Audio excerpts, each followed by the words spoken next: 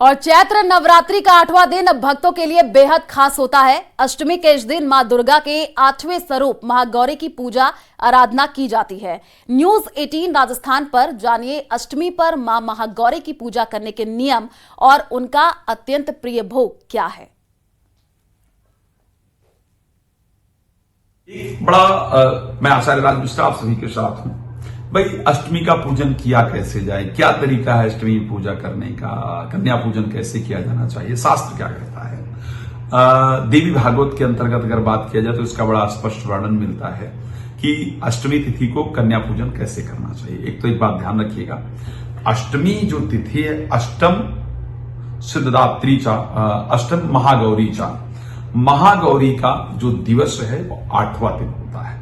जो आप व्रत इत्यादि रखते हैं उसकी समाप्ति और उसके पूर्ण फल प्राप्ति का जो दिवस है वो अष्टम दिवस होता है। तो अष्टमी के दिन अगर आप अष्टमी का व्रत रख के नवमी पूजते हैं तो फिर डिफरेंट विषय है, लेकिन अष्टमी के दिन यदि आप अष्टमी पूजते हैं तो आपको क्या करना चाहिए, पहले कन्याओं को निमंत्रण करके आना चाहिए, उनको बुला के आना चाहिए घर में और उनको माता का स्वरूप ही मानना चाहिए।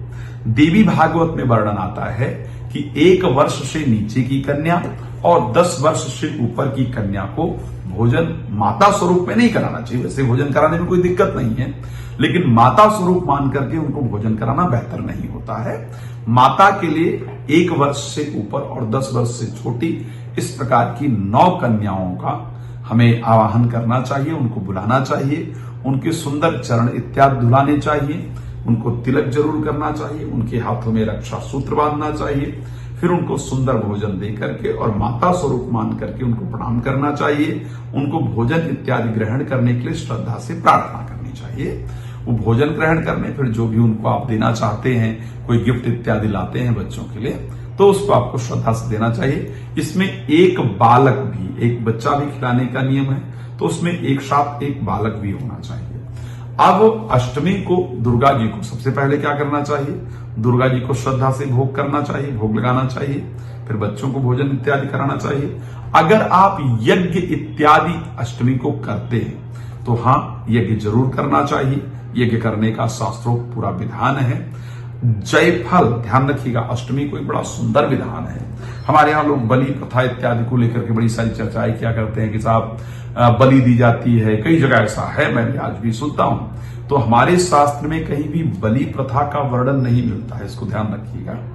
हम उसकी जगह जयफल होता है, जयफल लाना चाहिए और दुर्गा जी के सामने जयफल श्रद्धा पूर्वक काट करके अर्पण करना चाहिए। ध्यान रखिएगा, इस बार की जो अष्टमी है वो बहुत सुंदर है। इस बार की अष्टमी की नवमी युक्ता जो अष्टमी है वो बड़ी लाभप्रद है। भगवान विष्णु, भगवान शिव के साथ आदि शक्ति की कृपा हम सबको प्राप्त हो रही है।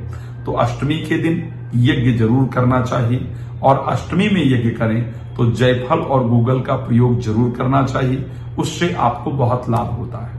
कुछ नहीं कर पाए तो अष्टमी के दिन देवी का जो भी आप श्रद्धा से पूजन वगैरह कर सकते हैं करके और श्रद्धा से प्रार्थना कीजिए, या देवी सर्वभूतेषु महागौरी रूपेण संस्थिता नमस्तस्यै नमस्तस्यै नमस्तस्यै नमो नमः। श्रद्धा पूर्वक 108 बार बैठ करके इस मंत्र का जप करना चाहिए और मन में श्रद्धा से प्रार्थना करना चाहिए कि मां, जाने में अनजाने में इस जन्म के अंदर या पूर्व जन्म में अगर मुझसे कोई पाप कर्म हुआ हो, कोई भूल हुआ हो तो उसको क्षमा करें और अपना आशीर्वाद प्रदान करें। इस प्रकार की प्रार्थना श्रद्धा पूर्वक अगर आप करते हैं तो मां का आशीर्वाद आपको प्राप्त होता है और आपका जीवन सुख समृद्धियों से परिपूर्ण होता है।